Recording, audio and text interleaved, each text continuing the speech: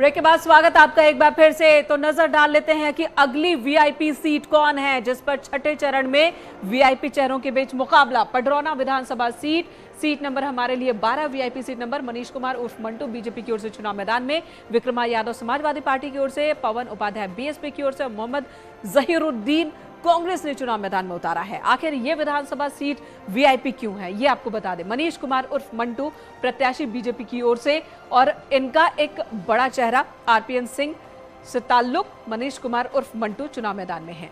अगली विधानसभा सीट की बात कर लेते हैं। वीआईपी सीट नंबर 13 की बात करते हैं।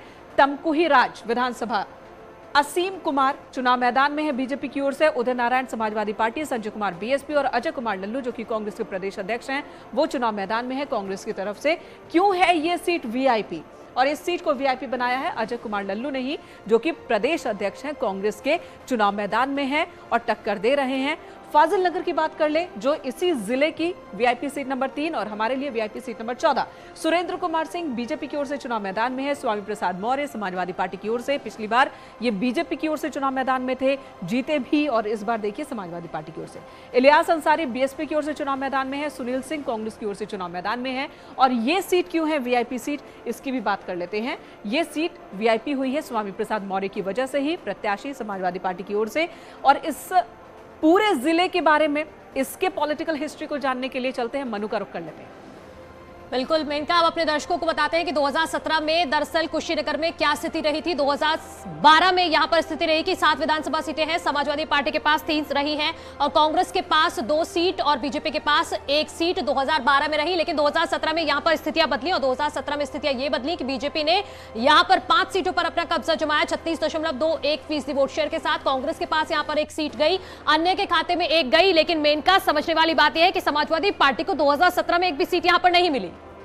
जी, तो समाजवादी पार्टी को 2017 में 1 भी सीट नहीं मिली है। लेकिन इस बार स्वामी प्रसाद मौर्य फाजिल नगर से चुनाव मैदान में है और दावे ये हैं कि जो वोट बैंक वो लेकर गए थे बीजेपी में 2017 में, वही वोट बैंक इस बार वो 2022 में समाजवादी पार्टी के साथ लेकर आए हैं। अशोक शुक्ला हमारे सहयोगी इस वक्त हमारे साथ मौजूद हैं। अशोक, बताएं जरा इस जिले का हाल।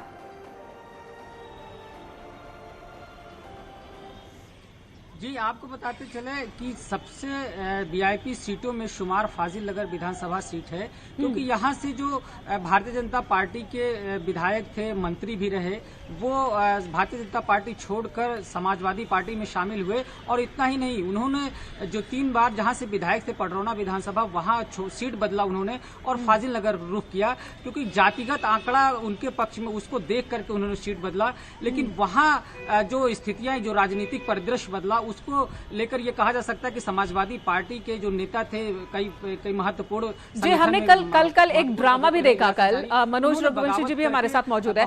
मनोज जी, कल एक ड्रामा भी देखने को मिला जहां पर स्वामी प्रसाद मौर्य के काफिले पर आरोप लगाया गया हमले का, और बीजेपी प्रत्याशी के ऊपर ही आरोप का हमला लगा है। लेकिन एक तबका ऐसा भी है जो कह रहा है कि अगर स्वामी प्रसाद मौर्य इतने ही ताकतवर होते तो पिछले चुनाव में उनका बेटा 2019 में हारता नहीं, वो भी मोदी लहर होने के बावजूद। और दूसरी बात कि उन्हें अपनी सीट बदलनी न पड़ती।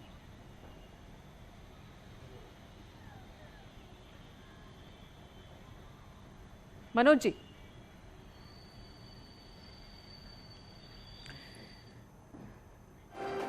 चलिए यहां पर रुकेंगे एक ब्रेक के लिए। मनोज जी के पास आवाज पहुंच नहीं रही। कुछ और वीआईपी सीट जो बाकी हैं उन पर बात होगी ब्रेक के बाद।